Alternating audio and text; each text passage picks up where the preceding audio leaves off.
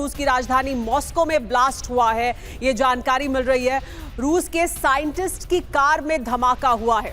Car से 100 metre तक ऊपर लपटें उठती हुई दिखाई दी। देखिए, ये इस तरह का भयानक ब्लास्ट था और इस तरह के कई हमले पहले भी हुए हैं रूस में, जहां पर बहुत टारगेटेड अटैक्स किए गए हैं, बहुत पिन पॉइंट टारगेट्स को टेक आउट किया गया है। और इसमें लगातार रूस का ये कहना है कि इसमें यूक्रेन और यूक्रेन की खुफिया एजेंसियों का हाथ है। मॉस्को में रूसी वैज्ञानिक की कार में धमाका हुआ है।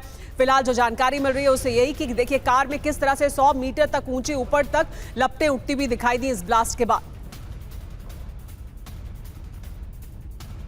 तो एक तरफ बात हो रही है कि कैसे इस युद्ध को रोका जाए, दूसरी तरफ हमले लगातार जारी हैं। मॉस्को की खबर हमने आपको दिखाई। अब आपको इसी खबर से जुड़ी एक और बड़ा अपडेट देते हैं। मॉस्को में रिसर्च सेंटर के पास ये कार खड़ी थी।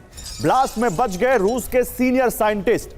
और ये साइंटिस्ट किस काम से जुड़े हुए हैं? ये साइंटिस्ट लगातार जो वहां पर रूस में काम चल रहा है इस वक्त यूक्रेन युद्ध के खिलाफ, जो वहां पर हथियार बनाए जा रहे हैं, उनसे जुड़े हुए हैं। और उनकी कार में देखिए ये ब्लास्ट किया गया, बाल बाल बच गए, क्योंकि जब ये ब्लास्ट हुआ वो साइंटिस्ट उस गाड़ी में नहीं थे।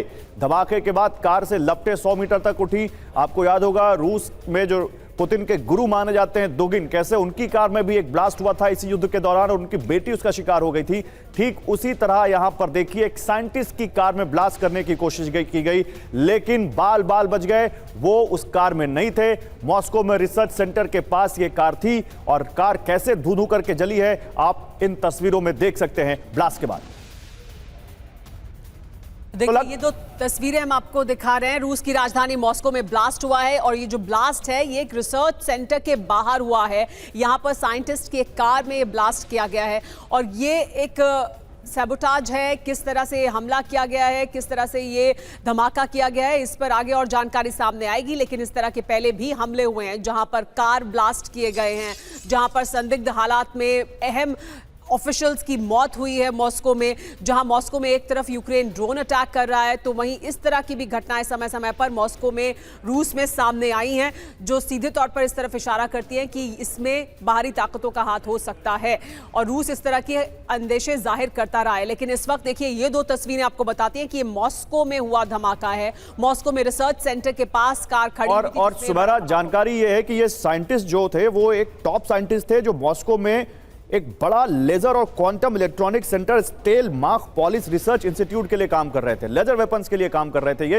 हालांकि इसमें बात करने के लिए पुतिन के भारत दौरे पर और तमाम जो वॉर से जुड़ी खबरें आ रही इन पर बात करने के लिए हमारे साथ, जैसा कि मैंने कहा, एक बड़ा विशाल पैनल है। Lieutenant general V K. चतुर्वेदी हैं नेटो एक्सपर्ट के तौर पर, योगेश कुमार गुप्ता है चीन एक्सपर्ट के तौर पर, जे.के. त्रिपाठी हैं फ्रांस मामलों के जानकार, लेफ्टिनेंट जनरल संजय कुलकर्णी हैं यूक्रेन मामलों के जानकार, संदीप त्रिपाठी हैं रूस के एक्सपर्ट, पथिकृति पायने हैं अमेरिका के जानकार, मुकेश कौशिक हैं ब्रिटेन के जानकार और सुशील कुमार सिंघल हैं पाकिस्तान के एक्सपर्ट। जी हां, साथ ही हमारे साथ मौजूद हैं संवाददाता मनीष झा, उनसे भी बात करेंगे।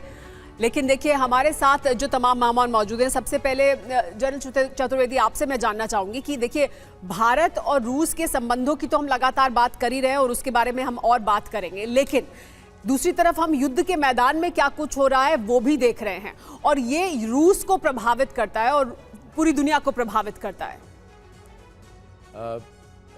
नेटो और रूस के जो संबंध हैं वो सबको मालूम है कि आज के दिन बहुत नीचे स्तर पर हैं और बेसिक कारण है यूक्रेन।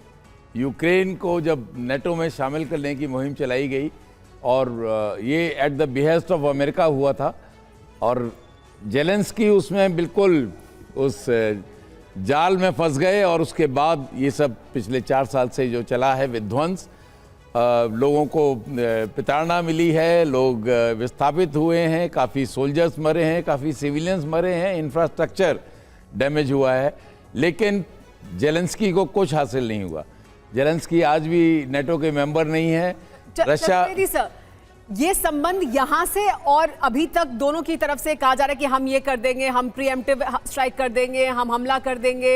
रूस कहता है नहीं, मेरा कोई इरादा नहीं है हमला करने का। यहां से और खराब होंगे या कोई सूरत बन सकती है जो अमेरिका कोशिश कर रहा है? मैं नहीं समझता कि रशिया इस लड़ाई को इसके बियॉन्ड जाना चाहता है, लेकिन as a deterrence, as a threat in being वो सब ब्रिंकमैनशिप की तरफ जाएंगे।